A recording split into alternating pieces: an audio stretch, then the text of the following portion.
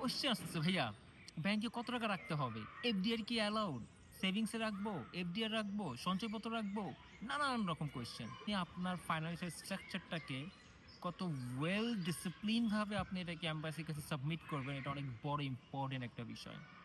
তো ভাবলাম যেহেতু আমি ঘুরতে আসছি, ইউনিভার্সিটি থেকে আমাদেরকে নিয়ে আসছে একটা ভিলেজ, ফ্রান্সের একটা ভিলেজ, খুবই সুন্দর গ্রামটা। ওর এখানে যে পানি দেখছেন, এটা ওরা আসলে নদীকে আঘাত না করে এই গ্রামটা বানিয়েছেন।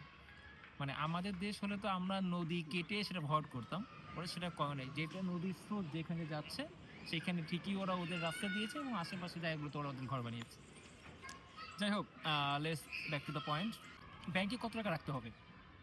ব্যাংকে টাকা রাখতে হবে একদম ক্লিয়ার। আপনার ১ বছর টিউশন ফি যত এইটা, এবং আমার ১ বছরের অ্যাকোমোডেশন কস্ট।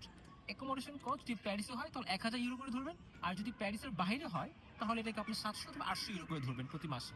এবং ১ বছরের অ্যাকোমোডেশন কস্ট প্লাস ১ বছর টিউশন ফি যত ইউরো হয়, এটাকে ব্রিটে কনভার্ট করে সেই টাকাটা আপনাকে দেখাতে হবে। এখন আসেন এইটার পেছনে সাপোর্টিং ডকুমেন্টগুলো কি হতে পারে।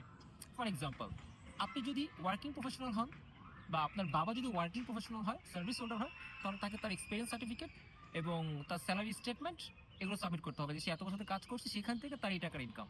যদি বিজনেস হোল্ডার হয়, তার ট্রেড লাইসেন্স সাবমিট করতে হবে, তার ট্যাক্স রিটার্ন সাবমিট করতে হবে। এই টাকার এগেনস্টে সে টাকার কোথায় পেলো, বিজনেস থেকে পেয়েছে, সার্ভিস থেকে পেয়েছে। আচ্ছা, এখন আসেন, যদি স্পন্সর আপনি নিজে হন, যদি আমি আমারটা শেয়ার করি, যেমন আমি আমার নিজেকে স্পন্সর করছি। ফর এক্সাম্পল, পুরো টাকাটাই আমি আমার নামে রেখেছি, এফডিআরটাও আমার নামে, সেভিংস অ্যাকাউন্টটাও আমার নামে। তো এফডিআর এর যে টাকাটা সেটা আমি আমার নামে রেখেছি, এবং এই টাকাটা কোথা থেকে আসছে, যে বিগ একটা অ্যামাউন্ট, কারণ আমি তো মাত্র কাজ করেছি ৫ বছর, সর্বোচ্চ আমি ৫ থেকে ৬ লাখ টাকা তো আমি সেভিংস দেখাতে মানে দেখিয়েছি।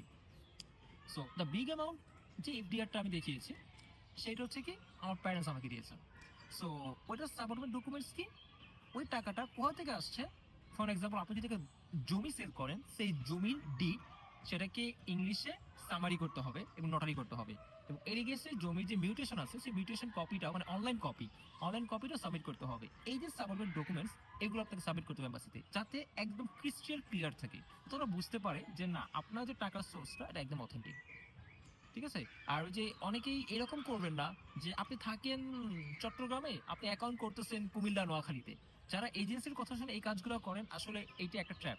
কারণ এটা কোনো মেক সেন্স করে না যে আমি থাকি এক জায়গায়, আমার কাজ এক জায়গায়, ব্যাংক অ্যাকাউন্ট আরেক শহরে। তো এরকম কখনো করবেন না। যাই করবেন, লিগ্যাল ডকুমেন্টস দিবেন, চেষ্টা করবেন ক্রিস্টাল ক্লিয়ার রাখার।